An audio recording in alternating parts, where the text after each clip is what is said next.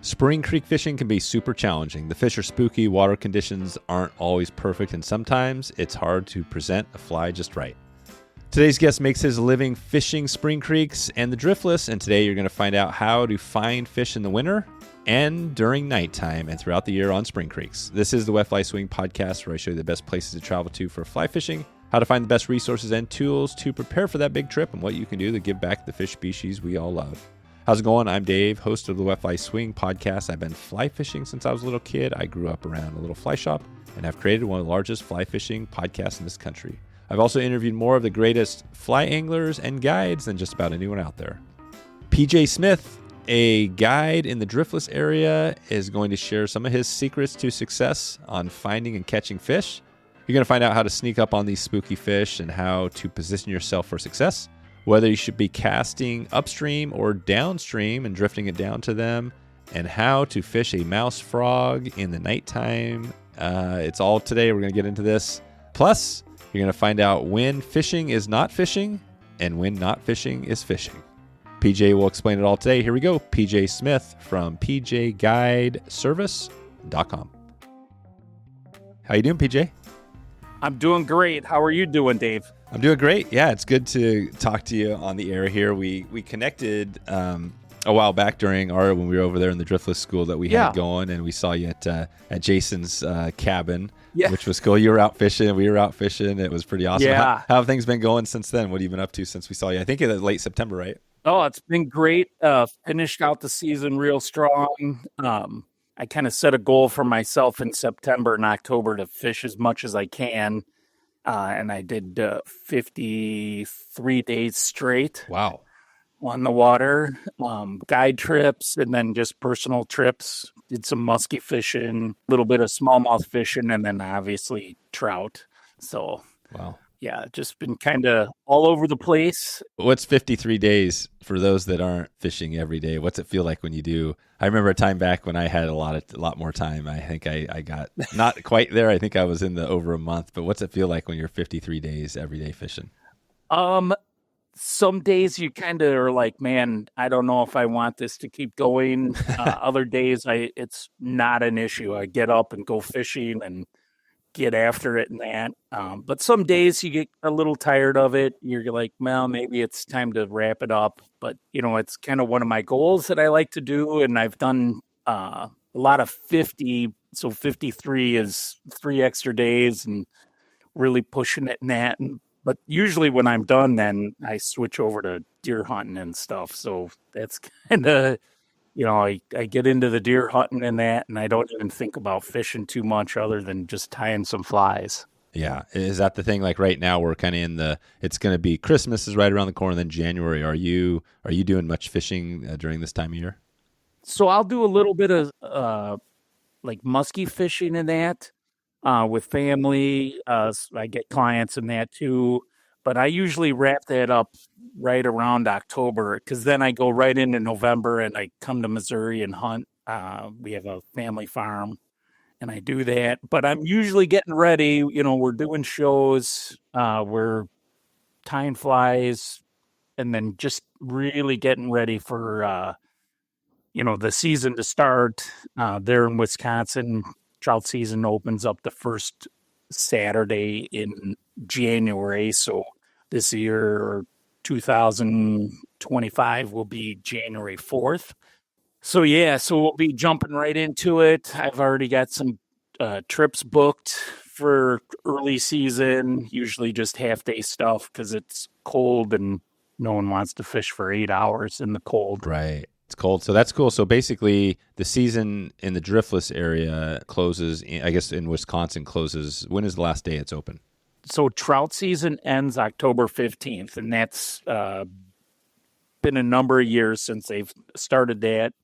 It used to end in September, and now they've lengthened it out, which is kind of nice. Yeah. And why is it closed October 15th? From what I've heard, it's mostly because of deer hunting. And then it actually gives the trout a break. They're usually spawning. The browns and the brook trout are spawning. So gives them a break. They can do their thing. And then I think for a lot of people, it gives them a break and they can go deer hunting and stuff. So yeah. That's right. Okay. And gives you a little break, right? So you can do your stuff. And then, so Yeah, January 4th. exactly. It kind of gives me a break. I can do a little musky fishing. I enjoy that. I like taking people out on that. Although there's a lot of other guys that they're super hardcore into it. I'm like the beginner musky fly guide for people. I just show them how painful it can be. Yeah. Yeah. Muskie is yeah, a lot of casts for a muskie. That's it. What Yeah, is a the, lot of casting. What is on the Driftless? So we were there when we met you, kind of late September. I think the water conditions were pretty low. It was, we definitely worked to find fish, but we had some success. For take it to January, what does that look like? How is January different? What should be people if they're thinking about getting out there in the wintertime? Is it quite a bit different than September? Oh, most definitely. The September this year, it was still pretty warm, although we've had low water. For January, it's going to be kind of the same. We haven't had a ton of water, so things are a little low. Water's going to be cold, so they're going to be a little lethargic. You want to make sure you're hitting warm, sunny days. And then you're just going to have to be really sneaky because that water is usually gin clear during that time. You're kind of looking for bugs. We get kind of a hatch of small stoneflies that come out, little black Oh stoneflies, wow. which is kind of cool. If we get any snow, it looks like somebody sat there and peppered the snow. You'll see these little tiny bugs on the snow, and you're like, "Oh, what is that?" It looks like dirty snow, and then you look at it and it's moving. Hmm. So yeah, it's kind of cool. Wintertime fishing, it's just I don't know. It's a great way to get out. If there's snow on the ground, it's awesome to see. You just have to be a little careful. We get ice shells really bad. So you got to really kind of pay attention to that stuff. You don't want to get plowed over by a nice sheet coming down the river. So you just got to head on the swivel watching that. But it can be productive. Even dry fly, I usually will because the indicators are usually so big, I usually just tie on a small dry and use that as my indicator, and have caught fish on the dry as well in January and February. Right. So you got stoneflies, and it sounds like it's a little bit of a. Do you do a little mix of techniques, nymphing, dries, whatever it takes during January? Yeah, mostly nymphing during that time. I'll run little black leeches too. I mean, that's kind of a nymph streamer type thing. I think it's either the black stones that are coming up in that. It's kind of one of those things that you just kind of got to play your odds. Nymphing, you can't go wrong in the driftless.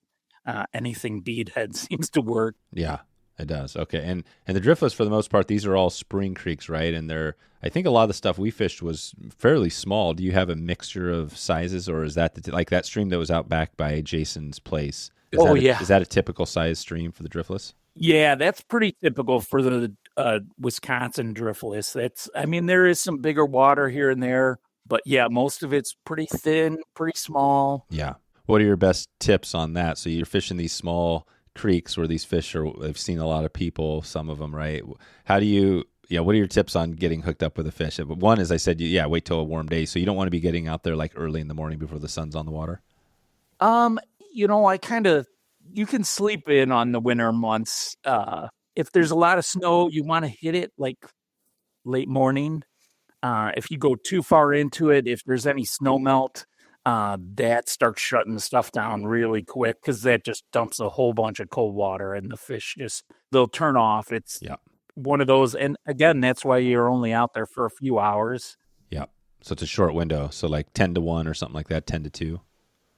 Yeah, usually in that gives you a chance to get out there, but you don't have to like grunt through it. Some guys will really push through and try to do as many hours as they can, but I don't know. To me, it's kind of the leisure time, just getting outside and that. You tie some flies. I kind of do it as like tie some flies in the morning, have a good breakfast, and then get out there, fish for a little bit, catch a few fish, enjoy the day with friends, have a couple of beverages of your choice, and then call it early and go home and eat good and have fun. Yep. Get ready for another day. Exactly, Yeah. exactly. Yeah. Is it a lot different fishing the winter than fishing? Like, when do you think throughout the year? We were there in September.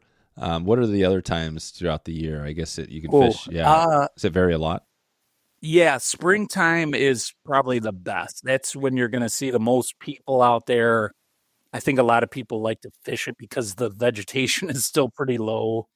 And usually the best bug activity is usually then. Yeah. I mean, I love fishing in the fall. Don't get me wrong. Like September, October, there's a reason why I try to put as many days as I can on the calendar with fishing in Right. September and October.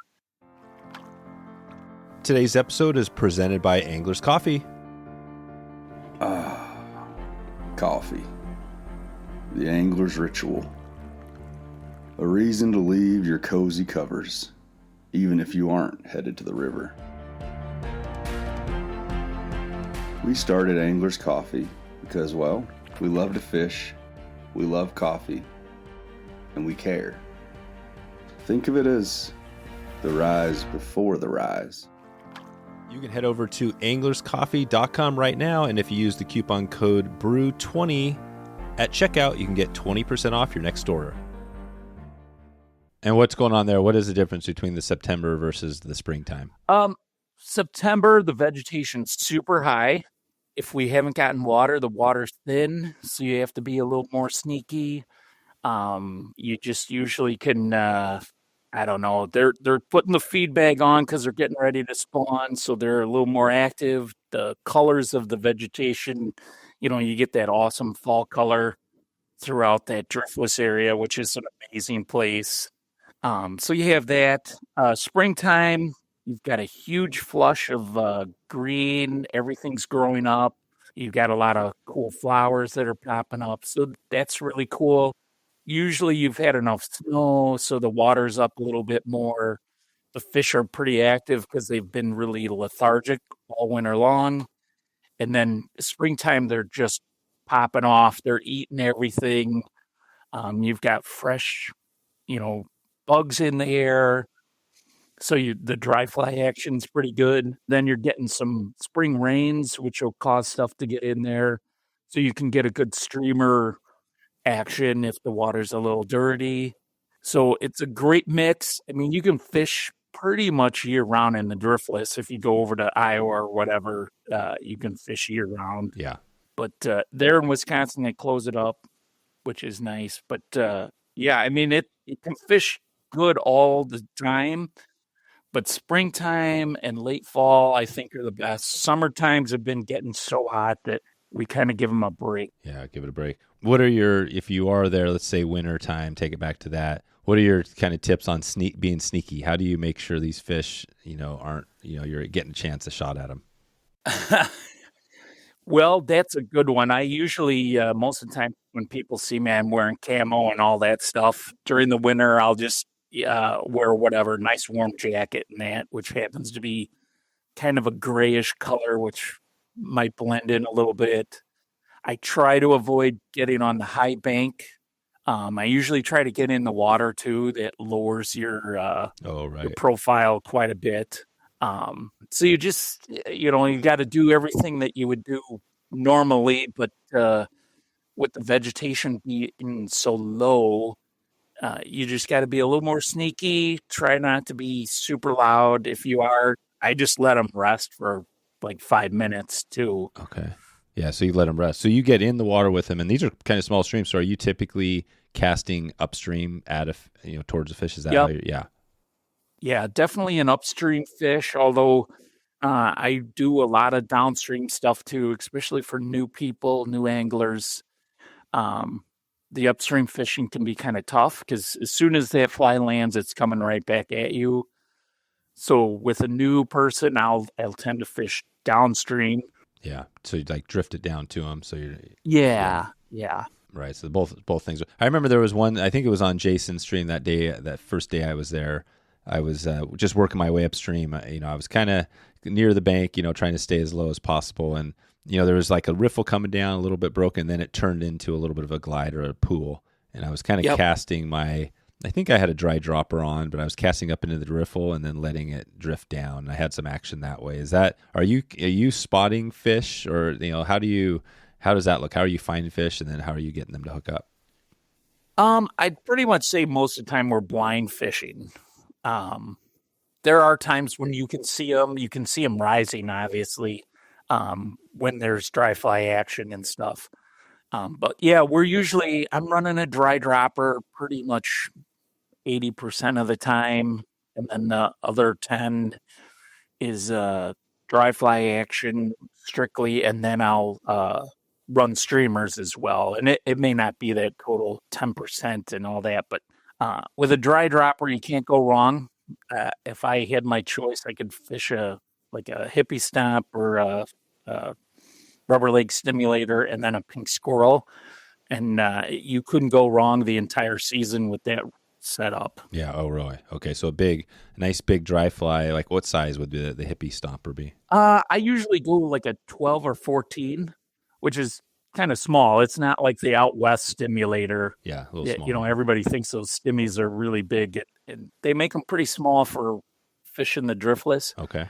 But they're big enough that you can see them, and they represent like our just all kinds of bugs, like any of our little grasshoppers that come off, even moths and stuff like that land on the water. So it works pretty good. You know, that's the same as the ants and all that. Okay. So you got a nice 12, 14 kind of, hippie stomper or a stimulator, something like that. And then below that, maybe just talk about your leader setup. How do you do it? Describe how you do it with the dropper.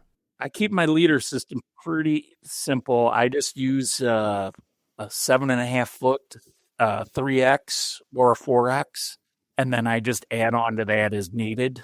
I like to start with that just because most of my clients are going to be slightly newer, and a 7.5 foot leader is fairly easy to turn over.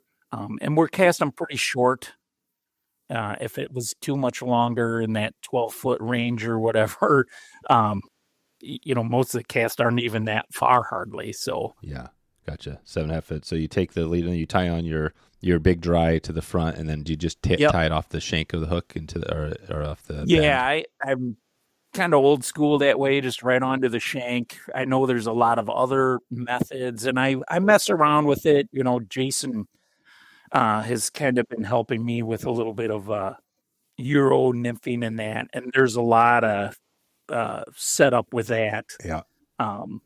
Of course, when you mess it up, it takes you half an hour, which is not a bad thing there in the driftless. Don't be in a hurry. Right. When you're fishing there, it's okay to get tangled up and take some time. Yeah. Well, I'd imagine a Euro nymph would work well under a dry dropper. Is that what you're fishing? Yeah, just a regular nymph. I do run a lot of like the newer jig style tungsten beads, and that you just got to make sure you've got enough tippet on there. And typically it's about 18 to 24 inches, depending on the situation. If I got to go deeper, then I usually switch over to like an indicator and then try to go a little deeper. Like if I'm trying to get into a deeper hole and stuff. Yep. Gotcha. I mean, it sounds like, if you're, on the water, I mean, maybe talk about the fish a little bit. You mentioned a few of the species. I can't remember the largest fish we caught, but there's a mixture of sizes. What is, I talk about the species and then kind of sizes of fish out there. Well, the true native there is the brook trout, and they're usually kind of tiny.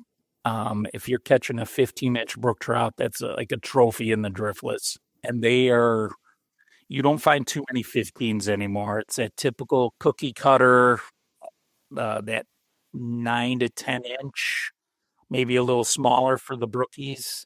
And then you have brown trout, which have done extremely well. They were introduced a long time ago, and they do very well in the driftless. Mm-hmm. And they can get pretty big, over 20. If you talk to the old guys that used to fish there 50 plus years ago, they talked about catching lots of 20s, 30s. So big fish. You don't see too many 30s. I know there's a few guys that really hunt them, but they're not going to be in those smaller streams per se. Where are those 30, like 20-inch plus? Where are those going to be? They're going to be in the bigger water, usually deep holes.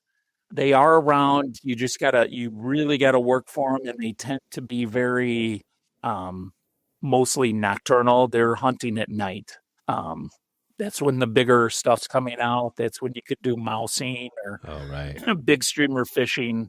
But they will come out now and again. I've had a few clients that have caught them on nymphs and dries. It doesn't happen often, but when it does, it's pretty cool. Gotcha. So that's good. So basically, yeah, the brown trout for the most part, if you want to get serious, it's probably you want to be thinking, maybe the nighttime. Is that if you want to try to? Yeah, nighttime is pretty fun. It's not for everybody though. That water can be, even though it's small, it can be pretty deep in spots, so it can be dangerous. And there's so many drop offs in that. All right. I don't want to discourage people. I No. just, if you're gonna fish a spot at night, make sure you know what you're doing. Right. And How do you do that at night? So are you picking a night where the moon's out, or how are you even seeing? How does that work? again, you gotta kind of know the area pretty well. Some guys like the night with sky with a full moon or pretty good moon. I've fished, full moon all the way to no moon when it's absolutely completely pitch black out there. A lot of the areas that I fish at night are areas that I know very, very well. Like I know every nook and cranny where all the drop offs are and stuff. Yeah. And then I just make sure I have a headlamp. I have a headlamp that has like red or green light and then also has a white light. And then I will carry usually a spare headlamp. And then I also carry a small flashlight too if things get super serious and I need a light to get out. And I make sure I tell people, tell my wife where I'm going and stuff, or if we're there with clients and that we obviously have each other and stuff. The fish are moving and the runs are coming fast. Gear up for all your swinging adventures with the RS collection from Squala Fly Fishing. You can head over to squalafishing.com right now and use the coupon code WetFlySwing10 at checkout to get 10% off your first order. That's WetFlySwing10 at checkout to get 10% off.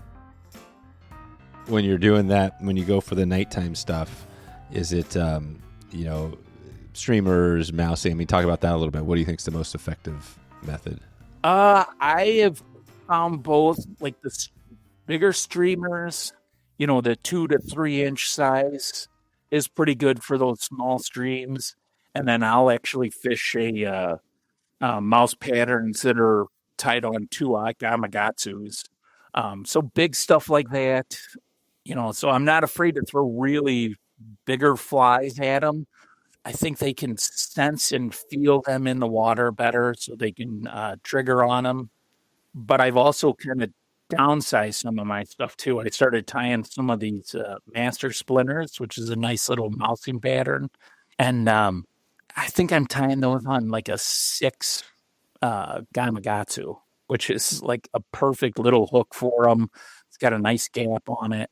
And I think it kind of represents a like small frog, even though it's a mouse pattern. Yeah. I think they're thinking it's a frog. Oh, so right.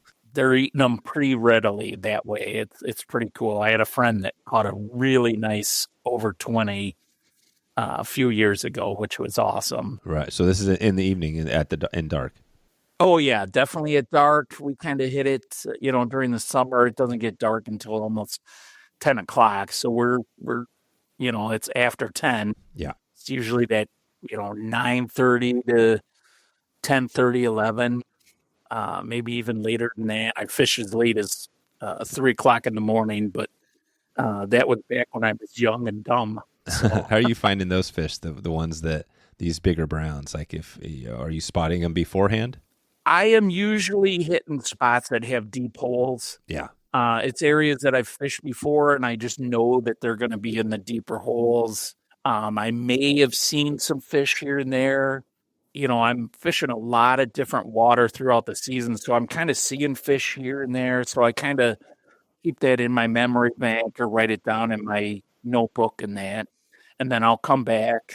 It just kind of depends on situation, but it's got to be areas that I've usually fished before. And some areas, they change, though. I've had a few areas that after some flooding and that, they don't fish quite as well that way. It's filled in a little bit and changed some stuff. So it does change, which is kind of gives you something to do. You've got to revisit all those areas every now and again. Right. So can you do this in the winter, or is this mainly like a summertime thing?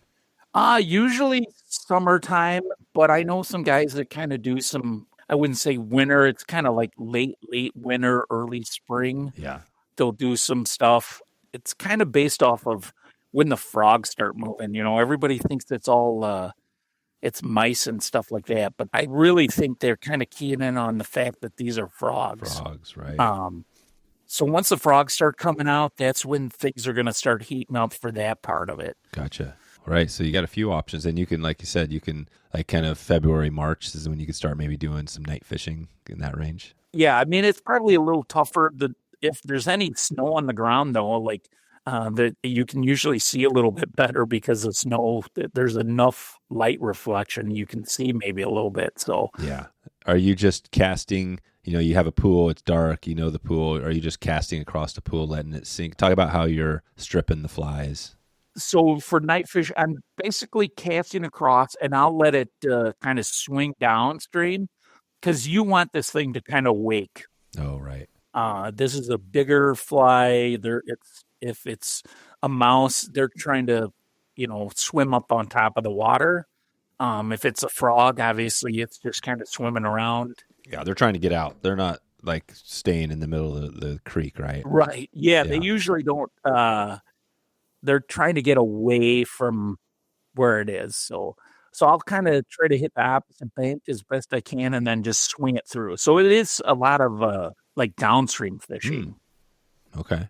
So you're swinging. So you got the creek. You're casting kind of downstream and across, and are you just letting it swing, or are you doing anything as it is going down? I might put a little twitch onto it. It will really depend on, I kind of start with just a regular swing without putting a twitch. If I get a couple of hits that aren't like super hard, I might put a twitch on it that makes them hit a little harder. There may be times where, I feel like there should have been a fish there, so maybe I don't twitch as much. So maybe they're not as scared by it. Gotcha. So I kind of let the fish determine it, and it changes day to day. Sometimes those fish just get kind of finicky, and in that they want something that's maybe a little more subtle, or maybe they want something that's a little more crazy. When the bats start coming out, that's another thing that falls in the water now and again.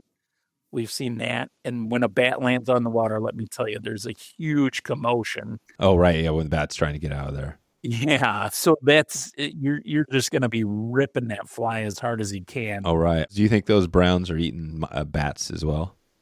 Yeah. I don't know. I've seen some video and stuff, and then I've caught a few bats night fishing, and that's always interesting. Wow. So it's a little bit different. It's almost the opposite, right? You think about daytime, spring creek fishing. It's clear. The fish can see. You got to be really subtle, and you got to not spook them. But this thing is like the opposite, right? It's dark. You're trying to get as much commotion as possible. Does it feel like it's like night and day? Yeah, it's definitely one of those. You can be a little more, I don't know, just crashing through a little bit more. Yeah. Although you got to be kind of subtle. That's their home you're crashing into, so they know what's going on. If they're in a field that doesn't have cattle or anything like that, you crashing through the water, that's going to be something that alarms them. If you're in a field that has cows, crashing through the water isn't going to be as big a deal. So, okay. But yeah, night fishing, you can get away with a lot of stuff. But it brings in a whole nother set of things. You're casting in the dark. Everybody thinks that you keep your headlamp on and stuff. And I'm like, no, it's completely dark. Right. So how do you keep from getting snagged up? You just kind of know where the trees are and all that? You got to really know your area, and you got to know your cast. And I think that's why a lot of people some people just don't like night fishing. You fall down, you catch on the grass everywhere. Right. So it's not as fun that way. You're spending a lot of time untangling your stuff and trying to figure it out. Again, that's where keeping a nice short leader and really knowing how to keep that cast tight is efficient. Roll casting, so you don't have to go behind you. Yep. That's pretty key. Again, that short leader is going to help that bigger fly turn over better too. So yep. Wow. And we're switching over to like probably a 2X leader too. It'll just help it turn over better. Yeah, that's awesome. Nice. This is cool. So I think we got a good start here. Well, I want to talk more about kind of some getting back into the daytime and some tips on, catching some of those brook trout, because I think the brook trout are amazing, right? They're the native species out there. They're beautiful. They're so awesome. They're such a beautiful color, and yeah, it is pretty cool. But bring us back real quick. We didn't get your fly fishing, story. So take us back there a little bit. How'd you get into the fly fishing and becoming a guide? well, I've been fishing since I was a little kid, like 2 years old. And then I've fished Canada and up in Alaska and had conventional gear. Did you grow up in the Midwest? I did grow up in the Midwest, in the Chicagoland area of Illinois. Yeah. So had a farm here in Missouri, fished a lot of farm pond for bass and stuff like that. And then was able to go to some cool places and fish with my grandparents and my uncle. And then when I got into college, started just like trying to fish real ultralight stuff for bigger fish. That typical progression. You try to catch the biggest fish on smallest stuff. Yeah. Were you fly fishing in college or? No, I hadn't started fly fishing. I had seen the movie and was really intrigued by it. And I was done with school, done with college, working full time. And my mom had a friend that knew how to fly fish. So I had a place that I could fish, and he kind of taught me how to. And then I don't know if you know Marcos Farga. He runs Hairline Dubbing. Oh, yeah. No, I do. Yeah, I know him. Yeah, I know Mark. Yeah, he had a fly shop in Glen Ellen called Flying Field. And my buddy couldn't really teach us anymore. So he's like, oh, you should go over and talk to Marcos. And that's what really got me going. And right at that same time, I started dating my wife, Donna. And she fell in love with the casting part of it. So that's what kind of started it. We kind of did this thing together, and we actually took a class for trout fishing up in the Driftless. And then we just continued to go back. My wife became a certified casting instructor. And I was like, I just loved it so much. And Bill Harrell, he was with Marcos. And he was kind of my mentor. And we kind of just really gelled well together. And I kept saying, I'd love to guide and all that. And one day he just kind of told me to shut up and do it, or just shut up. And that was a little push that I needed. And that's what started it. I think I'm going on I think this next year will be 15 years. Oh, wow. So I did it part-time for a long time. And then 2018, I left my full-time job there in the Chicagoland area and decided to go full-time. And then 2019, I got Orvis endorsed and never looked back. Yep. And have been happy ever since. Obviously meeting great people along the way, and we just love it. Yeah.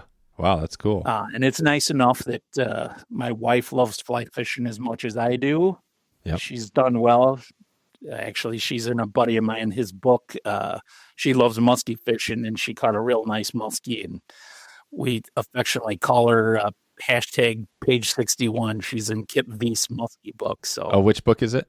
It's Fly Fishing for Muskie, Orvis Fly Fishing for Muskie by Kip V's. Okay. So she's page 61. She's there with a nice 47-inch muskie that she caught. So, yeah, it's pretty cool. That is cool. Gosh, so that's it. So you've been going strong for quite a while here. And yeah, how have things been, changing over the years since then? Take us back to 2019 until obviously we went through COVID and stuff like that. But just on the trout fishing and things like that, has that been pretty consistent over the years? Yeah. I mean, at first when everything was locked down, we kind of had to take a break. Luckily, we were able to go fishing, but we couldn't guide. And then once things opened up, everybody was pretty cool to it. I mean, you couldn't ask for a better way to get outside and do stuff without being cooped up with some other, cooped up together. So it was safe. We just, implemented a lot of things that made it safe. a lot of cool people kind of came out, started doing a lot of fly fishing and that. We are seeing a little bit of a decline because of, everybody's going back to work. They don't have as much free time again. So I think everybody's kind of seeing that. The companies that are making rods and reels are seeing it. So we're on the other edge of the bubble. We need a movie again, or Right, something right. We need another to bring it river back. runs through it. Yeah, You don't need another COVID or anything like that. That was too much. But yeah. We need some more fly fishing movies to get us going. Well, yeah. let's take it back into the daytime now, and we'll get you a few Sure, more tips out of here. So let's take it to the casting is something, a short cast, things like that. But what are the casts you're teaching people, or maybe somebody who has experience? What are they needing to do to get a good cast around these trees and all the obstructions? Yeah. So I tell people, like, get out and practice. I think if you talk to any guy, they wish you would always get out and practice, because that makes a huge difference. You don't have to cast a mile when you're fishing in the driftless. I tell people, if you've got a good, like, 20-foot cast and you can hit a Dixie cup, that's what you want. Accuracy is more important than distance. Yeah. And are you fishing when you're trying to hit, maybe are you seeing a fish rise in the daytime and trying to hit that spot, or are you finding like a seam? How are you finding the fish? Yeah, we're reading the water. Obviously, if we see a fish rise, we will obviously go for that. We're trying to shoot for those spots. But we're shooting for seams. We're looking for holding water, like behind a rock, in front of a rock, on the side of the rock, wherever they're going to be holding. The riffles right at the beginning of a pool, at the end of the pool, any holding water. So you're going to try to hit small spots in the water. The fish will move a little bit, but they won't move a ton. Some days they'll move quite a bit, but I'd say overall they don't like to move too much. They're trying to feed, and the more they have to move, the more they have to feed. So, so you're hitting those small spots. They're going to be underneath vegetation, underneath rocks, and that. So that's. I tell people, learn how to do a really good sidearm cast. Mm-hmm. Roll casting is huge. We get into spots where roll cast is very important, more than even a really good back cast. If you know how to roll cast and can roll cast really well, that's probably the number one cast in the driftless. It is. Yeah, and you just have to know how to do it. It's one that you can practice. I can do it kind of sidearm. So have a lot of that kind of stuff in your bag of goodies for fishing the driftless. Yep. Do you guys cover, there's a wide area of streams around, that area, all sorts of, I think that trip we were there, we drove around quite a bit, find the right spots, whether that was right off the highway or someplace more remote. What do you tell somebody if they're thinking like, okay, I want to go do this, but I'm not quite sure where to go? So there is obviously a ton of water. The driftless kind of covers Wisconsin, Minnesota, Iowa, and a little smidge of Illinois. Most of them are going to be in the first three states. So Iowa, Minnesota, and Wisconsin. Wisconsin has the biggest section there, and it goes all the way up from Hudson area, which is by the Twin Cities, all the way down to Prairie du Chien and farther down. So there's a ton of water there. Obviously, around where I'm at, which is Westby, it's near Viroqua. That's like, I call that ground central right there, because it is one of the bigger areas, tons of water there. So, yeah, so if you're in the driftless, no matter what side you're on, it's going to be good. Access in Wisconsin is great. Yeah, it is. Right. You got public access, right? Anybody can. Yeah, really good public access. You just kind of got to watch. Usually keeping your feet wet will do you good, but there is a lot of good access there that you can even get out of the water a little bit. Yeah. I did notice that on ours when the public access. It's cool because I think the laws there in Wisconsin let you basically walk as long as you're in the stream up to the ordinary high water mark or something like that, right? And we were well, it used to be that way. Now it's as long as you stay in the water, you're good. Okay, stay in the water. Yeah. If you're on an easement area, they usually allow. Don't quote me on that, but they allow outside of the water a certain amount. But I usually tell people if you're keeping your feet wet, you're going to be good. Yeah, you'll be good with the feet. Okay. Yeah, and we did that. I think that was something where it was kind of cool because you could be right there with the farmer right behind you, and it's private property, but you're in the creek fishing, and so there's more access. So that's definitely a good thing. Yeah, yeah, and I try to always the big thing there is just being a good steward to all that land. Yeah. There's a reason why all that land is open to us. So we try to do it as best we can to keep that. It's slowly changing a little bit. Some people are coming in there and they don't like all the people there and that. So we're losing some of it, but pick up your trash, pick Yep. up other people's trash, be good stewards, always say hi to the farmer. Don't open gates that you shouldn't be opening, and closing gates you shouldn't be closing. And it goes a long way. I mean, I've had farmers come up to me and they said, "Oh, I saw you here a few weeks ago and saw you picking all that trash. We really appreciate it." So even though you don't see them, they see They you. see it. And Yeah. if you're doing good, they definitely notice it. And that's what helps keep things open so we can fish it really well. That's perfect. Yeah, yeah. Well, no, I think that's great. I think that leave it better than when you got there. That's always a good thing to Absolutely. do. Well, I want to give one shout out here. This is a nice tool that I know can help people. Trout Routes does. Oh, yeah. Yeah, so we're going to give a shout out to Trout Routes today. They have a great tool which basically shows all access points. I mean, all sorts of different things. So I've been using it quite a bit. It is an interesting thing, right? Because Trout Routes lets people find other areas. What's your take on Trout Routes? Have you seen this, used it? Because I know the guides maybe have a little bit different take on it, right? You're seeing more people out there. Oh, yeah. It is a tool. I mean, I'm kind of old school. I use a old Garmin because my phone doesn't always work down in the valleys. So I use a Garmin GPS and I use a paper map book, if you can believe that. But guess what? Those work no matter where you are. Right. So I know you can download some of it and it'll track pretty good. Again, it's a great tool. It has opened up a lot of stuff. It still doesn't, it gives you a lot of good information so you can hopefully not trespass on someone's water or land or whatever. But you just have to be pretty cognizant of it. And then things change too. And I think if I remember right, I think Trout Routes just got bought by Onyx. They did. Yeah. So that should help too, because they'll be able to make those changes a little more frequently, which is good. Because some of that water, it does change from open access to closed. So Right. it is one of those things. And checking in probably is a good rule of thumb too. If you're unsure, it's easy to just to stop by and knock on a door, right, and meet somebody. Yeah, and I don't talk to a lot of farmers, but when I do, I always thank them for having that access and stuff. But yeah, you can knock on a door if you're not sure. If someone comes up to you and says, "Hey, don't be afraid to just get out, even though your phone said different." Don't, I've heard of some stories of guys really starting something. Don't start something because that just can end very badly. Yeah, yeah. You don't want to mess with that. I always find that, if the landowners are right, even if they're wrong, Right, exactly. I mean, you can go back, you can talk to the DNR, and they might actually tell you one way or the other. But yeah, I mean, it's another tool. It's a useful tool. Technology has come a long way.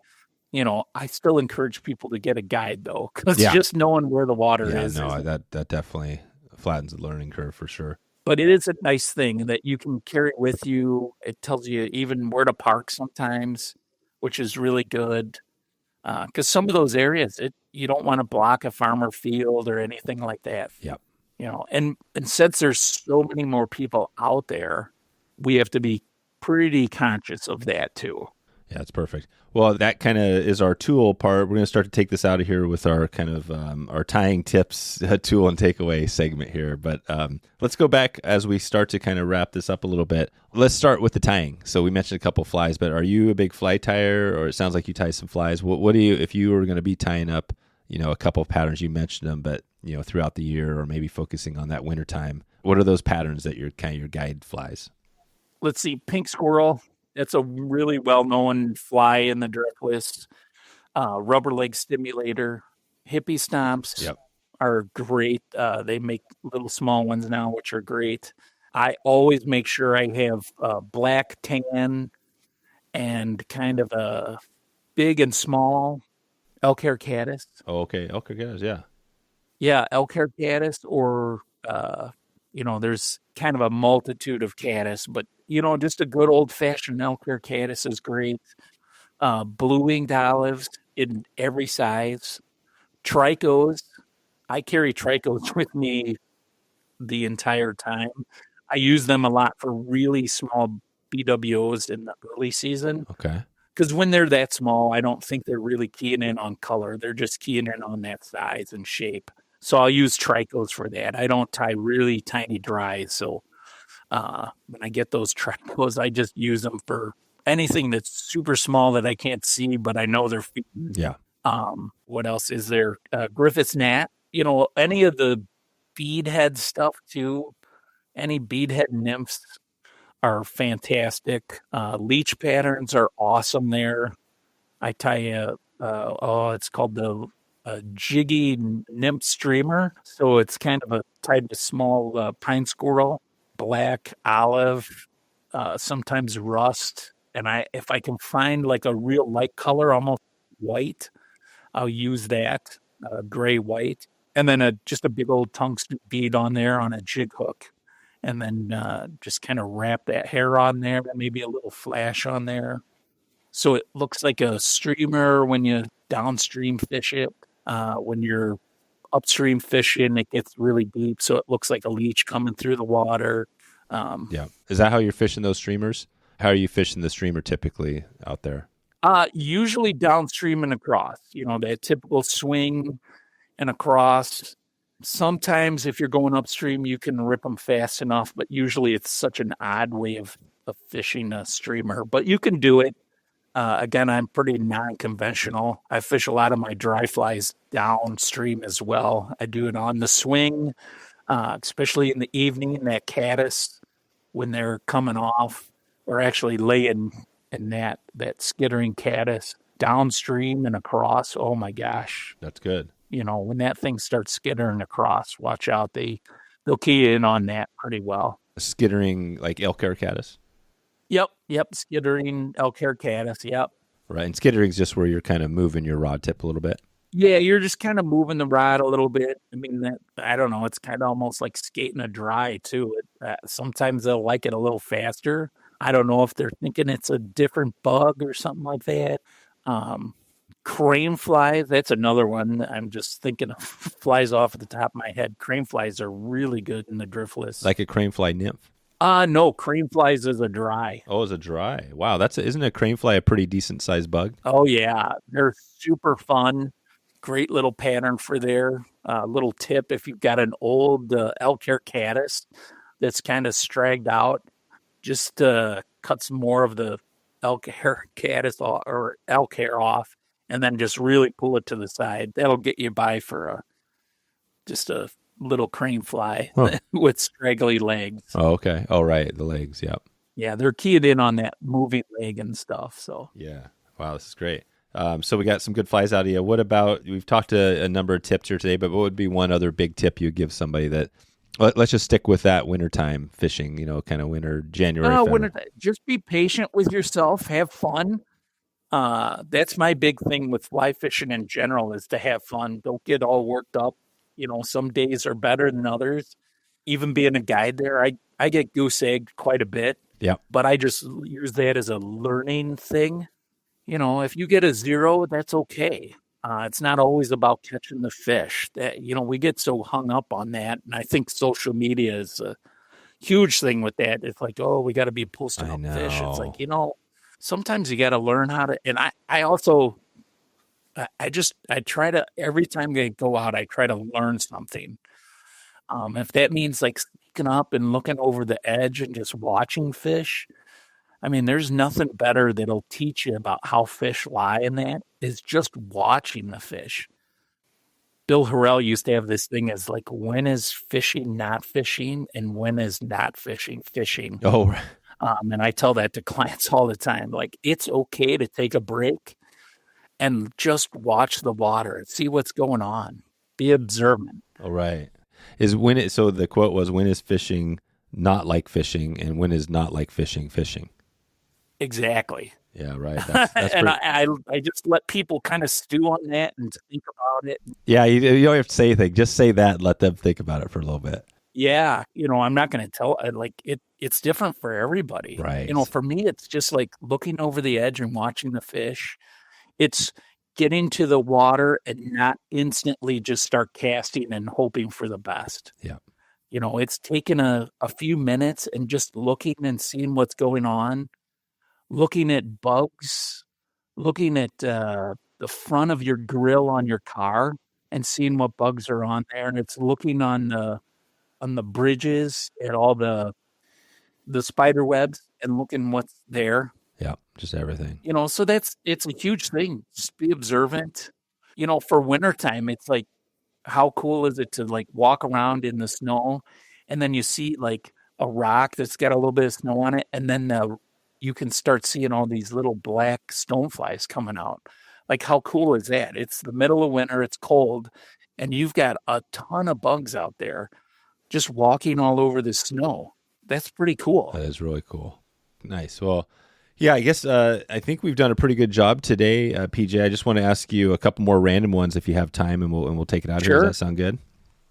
Yeah. Oh, yeah, absolutely. I talk fishing all the time. Oh, good. So one thing we've been thinking a lot about, we're also kind of working with heated core, which is a like a base layer. It's heated like base layer, battery powered essentially. Oh, to yeah. keep you warm. Yeah. So shout out to heated core today as well. But for that, on that end, how do you stay warm out there? Wintertime, it sounds like you got some good coats and things like that. But what are your tips? Like you're on the water, staying warm. Yeah, I mean, again, big shout out to all the manufacturers that make really good jackets and stuff. That's a huge thing. I tell people, make sure you eat a really good breakfast. It's not just a granola bar. Right. Eat a good breakfast. You got to fuel the inside. Stay hydrated and not just drinking beer. We're talking about actual water and stuff. Although carrying a little flask of whiskey doesn't hurt every now and again. Right. Yep. But the other thing is just making sure you have like good quality gear. I try not to get overstuffed. Like you can put so many sock layers on. Next thing you know, your feet are so cold because when you sweat too much, or now you're cutting off your circulation. So you can get away with some really good socks that insulate you well. And then again, I usually go with Gore-Tex, like a Gore-Tex jacket, and then the Primaloft. There's so many. Orvis makes a great jacket, which is awesome. Sims makes a great jacket for that. And then the other thing I do is I wear nitro gloves in the winter. That helps keep your hands dry. And I also carry a small towel with me too to keep my hands dry. Right, keep them dry. Yeah, so that helps. And then those little hand warmers, there's electric ones now and the little chemical ones. Those are kind of nice. And then also having a backup pair of mittens or gloves inside your waders or whatever. When your hands start getting cold, you've got to just know when to stop. Exactly. That's great. No, those are awesome. All super good tips. And one thing I noticed out there is it was interesting you mentioned the farmers, the Amish, right? There's a pretty decent size Amish community. That's kind of interesting out there. Do you guys, I guess you see that all the time. They're driving down the roads. You're driving in your car and all of a sudden there'll be a horse and buggy, going 5 miles an hour in front of you. What's that feel like out there? Do you kind of get used to all that? Oh, you get really used to it. There's several of them that live nearby where we're at, and they stop and talk to you now and again. Most of the time, they're going to their work and stuff like that. But they always wave. They're friendly. I give them plenty of a break. If you need to pass them, I make sure I try to pass them on a straight so that. And I usually try to slow down. Yeah, just slow down. It's a horse and buggy. Yeah, horse and buggy. Yeah, we had this guy. We were coming to one of those junctions. We were just driving. Yeah. I mean, I can't remember. We weren't speeding. We were just driving. But he was at a stop sign, and I don't know if he didn't look or something, but he started to pull out in front of us. And we were going, I can't remember how fast we were going, but I mean, you could see the look on his face when he stopped. He's like a ghost. But I'd imagine, geez, are there accidents out there? Do you ever see that? Yeah, there's plenty of accidents we hear about. It's never good, and usually they're on the on the bad end of it. A big giant vehicle usually does better than a horse and buggy. Right. Yeah. And they're in the Driftless again. Don't be in a hurry. You'll get there. Yeah, you'll get there. Slow down. We like to affectionately call it Driftless time. You'll get there. It's all right. If you're a little late, it's okay. Yeah, definitely. Cool. Well, we recently had a listener that I was talking to actually had a phone conversation with somebody, and they said they were loving at this end, sometimes we ask about music and things like that, like music or podcasts, and they were loving that segment. The guy said he does a lot of concerts. So I'll ask that to you today. Are you more of a music listener or podcast when you're kind of driving around? Oh, I definitely listen to more music than podcasts. Although we do like to listen to podcasts now and again. If the wife and I are cruising somewhere, we'll listen to podcasts and that. But most of the time, it's music for me. What's your music? What do you listen to? Mostly like classic rock. I'm an old guy, so classic rock, that type of stuff. I listen to a lot of bluegrass. Oh, yeah. Do you do any of the concerts? Do you go to any shows or music, any of that stuff? Not really. I mean, now and again, we've got a great theater in town that has great music, the Temple Theater there. So we go to stuff like that, and that's a pretty eclectic venue there. So there's all kinds of music there. So, local stuff. Perfect. All right, PJ. Well, I think we'll leave it there for today. It was great, having you on here and chatting, meeting you in person there on that day. But yeah, I appreciate all your time today and all your wisdom and knowledge, and we'll definitely be in touch with you moving ahead. Oh, awesome, Dave. I appreciate it. Yeah, it's always good to talk fishing and help other people gain some knowledge. Definitely. Hey, give a shout out too to where they can find you. If they're in that area, they want to get a guide trip. Where should we send them? So it's PJ's Guide Service. Website is pjguideservice.com. I'm also on Orvis website under Endorsed Guides, so it's PJ's Guide Service in Wisconsin. And my email, pjguides@gmail.com. Okay, perfect. We'll send everybody out your way and definitely keep in touch with you. And thanks again for all your time. Awesome, Dave. Yeah, looking forward to it. All right, quick call to action today. If you're interested in flattening that learning curve, check in with PJ right now, pjguideservice.com. Pick his brain. I'm sure even if you don't get a trip, he'll help you out. If you have questions, if you want to have more success this year, that's probably your best shot. All right, we are going to get out of here pretty quick. Just want to give a heads up. Right around the corner, we're launching the Steelhead School this year. We got Brian Niska, Jeff Liskay together at the Skeena Bay Lodge. This is going to be a big one, so get ready for that. This is coming soon, early January. We're going to be kicking that off. And if you're interested in that trip, you can send me an email, dave@wetflyswing.com. There's limited spots available. It's going to go quick, so just want to give you a heads up on that. All right, hope you have a great day, and I hope you have a great morning, a great afternoon, or a very good evening, and I'll catch you on that next episode. Talk to you then.